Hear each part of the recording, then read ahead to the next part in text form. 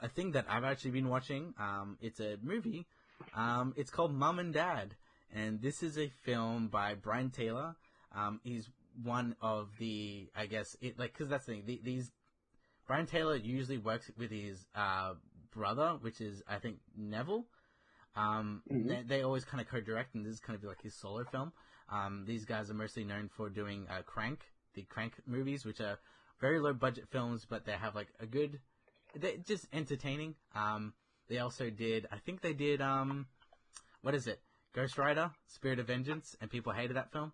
Yeah, I don't think I liked it that much. I think, once again, no one liked it, but it was like their style, and they're just like, screw it, we'll put it into Ghost Rider. And I feel like people just did not, they're just like, why is, Ghost Rider peeing fire? And they're just like, I'm like, no, you don't understand. It's just these people's sense of humor. But with that kind of general background, Mum and Dad is kind of like it's like an hour and a half short film kind of thing where, a girl and her little brother survives pretty much their parents because for some reason there's like a virus that kind of spreads throughout the town where the parents want to kill their own kids. So it kind of has this kind of like little mystery, it has a little concept, and it just goes for it. And I think this film is freaking awesome. Like, if you just want to put something in the background or just like want to kind of show off like a movie to your friends, like a kind of small, because that's the thing, I don't feel like there's not many people who know about this film.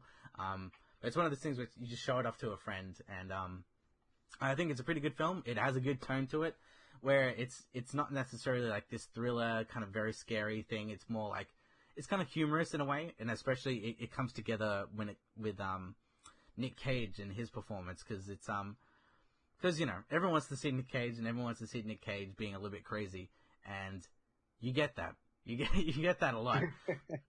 There's like a bit in the movie where he has a saw, and because it's his wife and they want to kill the kids, and she's like, yeah, get the saw all. It's like, why do we need the saw? Because it saws all. Like, and it's just done in this weird way, and just it's hard to explain, but man, it's just entertaining, and especially with Nicolas Cage being crazy. Once again, not his full craziness. It's not what is it? The bees one? What's that one called again? I know which one you're referring to. Wicker Man. It's not. It's no Wicker Man, but relatively crazy. Once again, the supporting cast is really good. Selma Blair from Hellboy and a few other things. She does a good job of kind of doing it, evil crazy mom, and it's just got some really good set pieces as well. Like there's bits where they kind of run around the house, they run around the school as well. Like I feel like it's got some really good set pieces, and it has some really good supposed flashbacks and things like that of like how the parents are actually reacting to their kids. And I guess it's a really good kind of allegory because it shows that like I guess like it shows the sacrifice what it is to have kids, because it shows it shows flashbacks of Nick Cage when he was young and how he was like, and and then you see him flash forward where it's just an old lazy businessman and he's like not the man he was. So it does play on that whole thing of sacrificing for your kids. And it kind of plays into that. But yeah, overall, I think it's pretty enjoyable, pretty fun. And you said it was only an hour and a half, did you? Oh, it's an hour and a half, pretty short. Like it's it's one of those things where you just watch it entertaining and you're like, that was fun. Because I feel like there's not many movies like these anymore. Once again, it's they're just like where they just have a concept and then they're just like, who cares? Let's go. Because these guys, once again, they wrote Crank. They wrote. I'm looking at the IMDb. They wrote and directed Gamer. You know that one with Gerard Butler? Yeah, I think I know. Yeah, Gerard Butler, yeah. Like the prisoners or whatever who are like, in playing video games. once again, these movies don't exist anymore. Like, they don't really make them. No. Apparently they wrote screenplay for Jonah Hex, that movie. If anyone remembers that movie. I didn't... They wrote it? Like, did they actually make it? Screenplay. Yeah. Screenplay, okay. But it wasn't made, right? There wasn't a Jonah Hex movie that I missed. Oh, there was. Was there? Yeah, it had Josh Brolin, good old Thanos as Jonah Hex. It actually had Michael Fassbender as like their right-hand man. I don't think... Any good? IMDb says it's a 4.7. Ooh, that is not good. Okay, I feel once again, that film is probably just like you just watch it in like the background somewhere. True. Yep. But I've heard good things about from what they're doing now. Because they're writing a TV show that's based off a comic book. Okay. You know Grant Morrison, right? Mm-hmm. Yeah. Yeah. I haven't. I think Happy. He has a graphic novel called Happy. Apparently, that's adapted into TV. I did see that. And yeah, he's done the writing for that. So that's something I mean to check out because I've heard it's a pretty good show. So, and if it has the same sensibility as Crank and Mom and Dad, I'm down. I'm down for watching this show. Okay. Yeah, no, you see, I haven't read Happy. Like, I remember when it came out back in the day, like, people were, like, raving on and on about it. I was like, maybe we'll see. But now that it's adapted to a TV show, like, yeah, maybe I'll watch it as well. Also, the other really cool thing, related to superhero movies, or TV shows and stuff, Jessica Jones came out.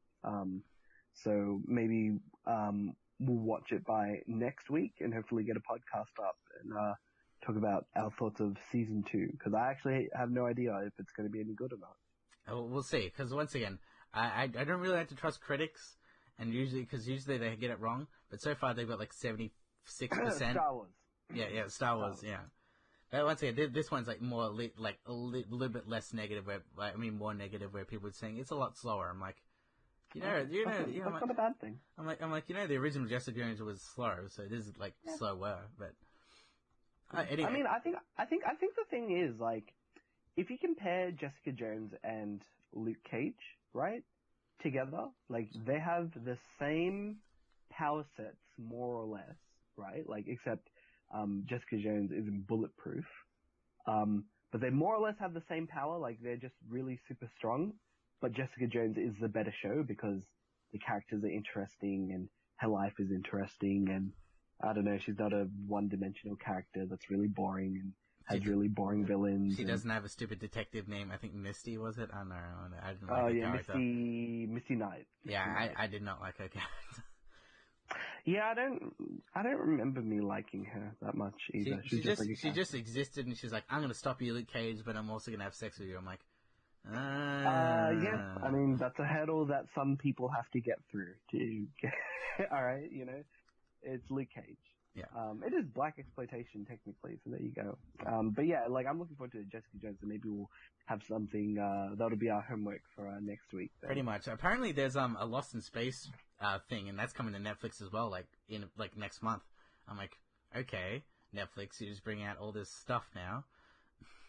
And well, that's like super nostalgia stuff, right? Like I never watched Lost in Space, so I actually don't have any kind of interest in it per se, but I know like, yeah, people, I remember like when the news came out, whether it was today or whatever, and people were like, oh my god, it came out, and I'm like, okay, like, what is this? Why should I care? But hey, if it's a good show, that's all that really matters. Is it a show or is it a movie? I think it's a 10-episode show, so we'll see if it's any good. Okay. Once again, I feel like now you can see maybe the cracks in Netflix, and people were talking about like, Netflix just releases movies just for the sake of algorithms, or just a marketing campaign, because there's the Cloverfield Paradox, which was a bad movie sold to Paramount. Apparently the movie Mute, which is Duncan Jones's new sci-fi movie, which kind of looks like Altered Carbon, is apparently pretty bad. I'll probably watch that. Okay. And obviously people say Bright was bad, but I don't think it's as bad, so... I don't know, people seem to hate on Netflix movies, and apparently, the new Jared Leto Yakuza movie is pretty whatever.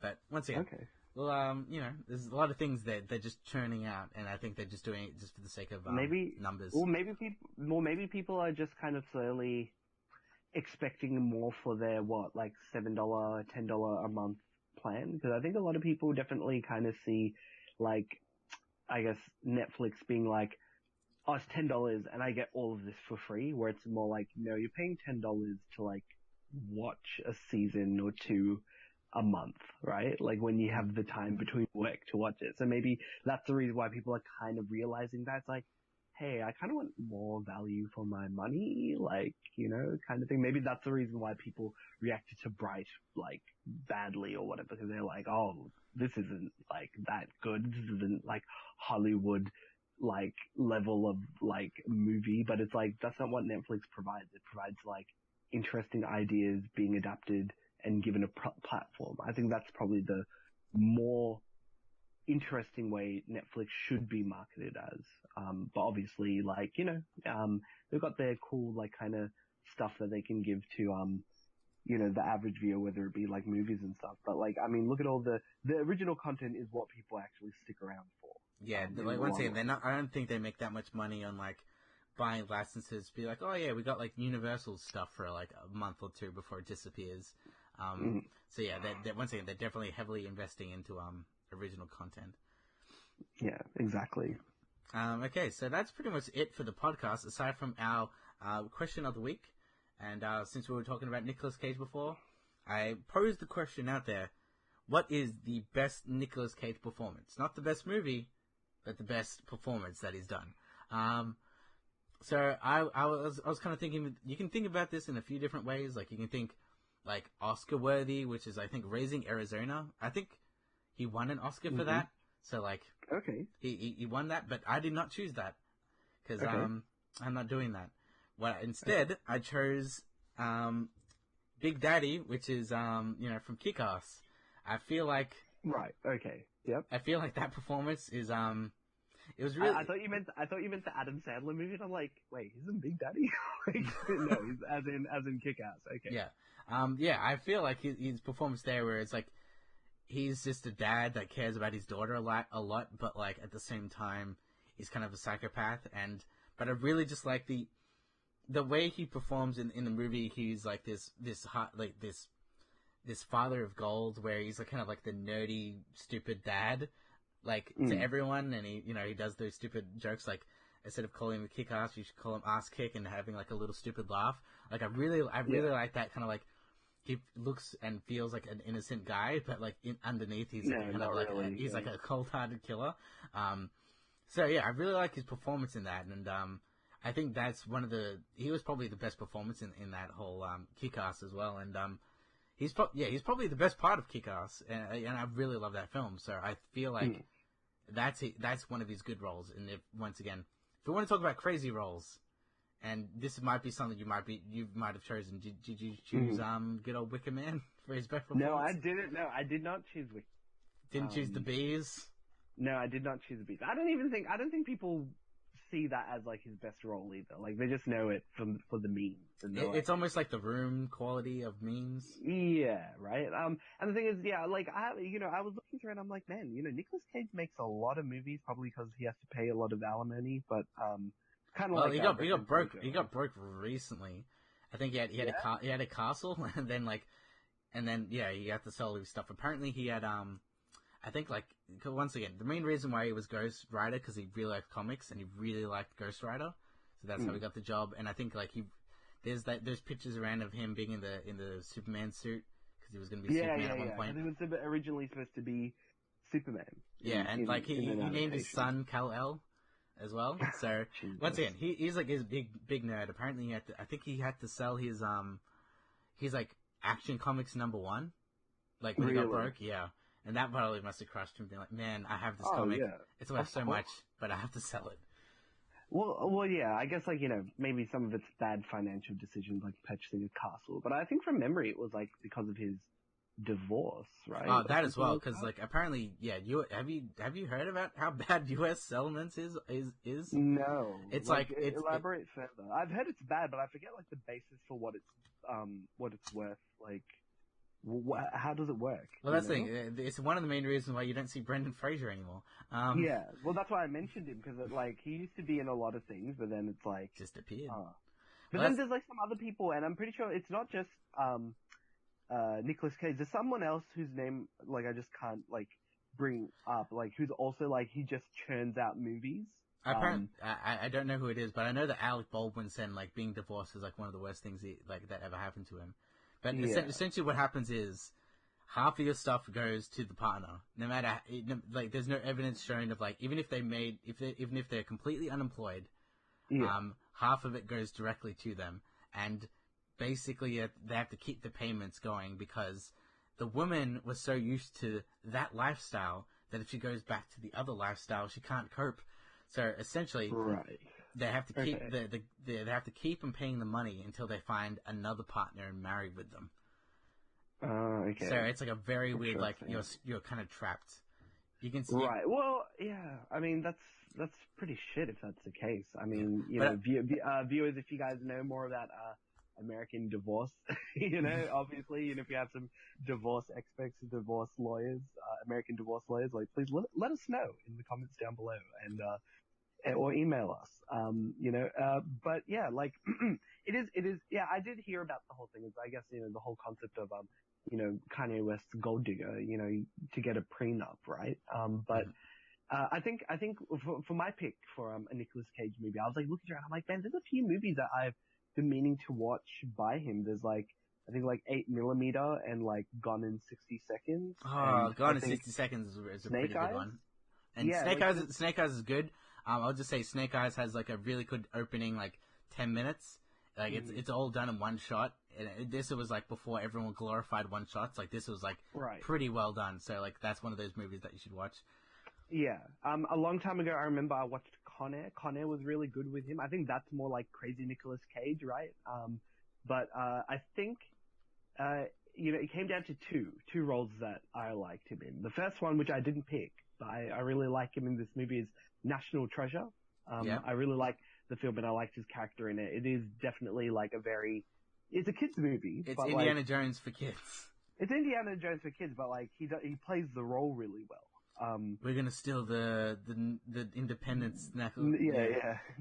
The Declaration of Independence. It sounds so ridiculous, right? But like I like it. But the choice that I've picked is his role in Face Off.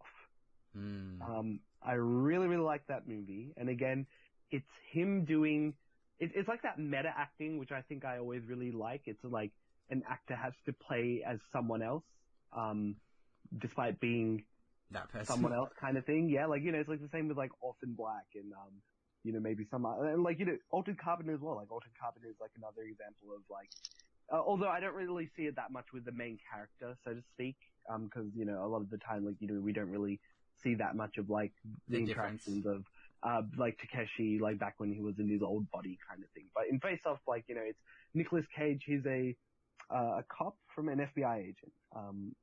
John Travolta plays the FBI agent. And then they switch, but that's why it's confusing. Yeah, exactly. Yeah. So John Travolta is the FBI agent, and Nicolas Cage is like a terrorist. And they capture Nicolas Cage, and they have a crazy idea where they're like, "Hey, let's do a face transplant and put your face on, his face on your body, and you're going to pretend to go undercover as Nicolas Cage and catch the whole terrorist organization." But then it gets even crazier because then Nicolas Cage's character wakes up with no face and then gets the surgeon to put John Travolta's face on his face. So now John Travolta is bad and Nicolas Cage is the good guy. And then it confuses you even more because then now you're rooting for the bad guy. It's great. It's a great movie. It's a great concept. 1997 this film came out. It's put in under science fiction. I don't remember it being that science fiction outside of, like, again, the face swapping. Aside from the face swapping, there's not really else. Everything else I remember being just like, it's very 90s, it's very modern kind of thing. But, I did like, it was like the contrast, like you saw like how crazy Nicolas Cage was at the beginning, but then he becomes like a regular guy as John Travolta. Yeah, the one thing that bothered me about, Face Off is, the bad guy, so Nicolas Cage's character, had face transplanted his face with John Travolta's face and then went back to his house and slept with his wife, but the wife didn't realize that it was a different man because, like, it's just the face that changed, right? Not the body. You'd think, like, she would have realized. I mean, right? Like, it's not just me. Yeah, I know. Like, I guess if you were spooning, you'd realize, I guess. I don't know. It was just like, okay, like, I guess it's very 90s to be like that, but I did kind of find that part being funny. That is a very minor thing. Actually, what I remember in this movie, I think it's like in the opening credits when Nicolas Cage is the bad guy, is he's grabbing a nun's ass and he has that face and it like zooms out. That's like, to me, that's like the most iconic thing in that film, I think. Yeah, I mean, again, Nicolas Cage, he can do crazy pretty well, and people let him get away with it. And there's also like a few other movies that I did. I think there's like The Sorcerer's Apprentice. That's like another movie. That's like another Disney type film. Yeah. Yeah, and I haven't seen that. Like there's this movie he does. Yeah, but yeah, based off his my pick. Season of the Witcher wasn't that bad. That was his more recent ones. He has got a lot of random stuff. Like I didn't mind him in Ghost Rider. It was very Nicolas Cage. Yeah. Like Nicolas Cage's Ghost Rider. Well, how do you feel about that movie, anyways? Because I feel like it's like the first Ghost Rider. Yeah. I liked the first Ghost Rider. Thank you, because I like it as well. So I don't know why people hate it so much. I think it's just too like standard or whatever. I don't know. Maybe, I don't know. Like I think it's just like he does like I think his transformation. Like if viewers, you can like search it up. Like I think it's like Nicolas Cage Ghost Rider transformation, and it's very much like Nicolas Cage is like laughing maniacally as his like face is like erupting into like Ghost Rider. But that's what I would expect Ghost Rider to be. Like, you know, it is kind of like a crazy dude.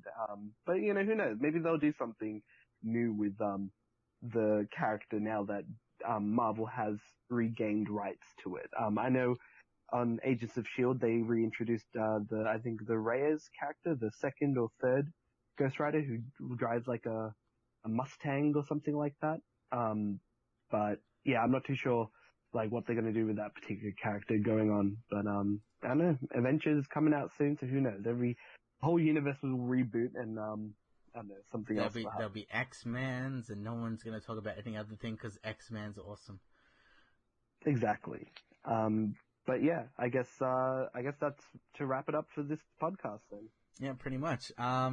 So thank you for listening to the podcast. Remember, you can always listen to us on Stitcher, Libsyn, Omni Radio, and we do split it to segment on the YouTube channel Marketing Movies. So hopefully next week we can probably have something like maybe Jessica Jones, maybe some Netflix movies. I want to come binge watch some Netflix stuff because in the past like 2 months they've released like so much crap, and we'll see if it's good. But aside from that, we'll talk to you guys later. So see ya. See ya.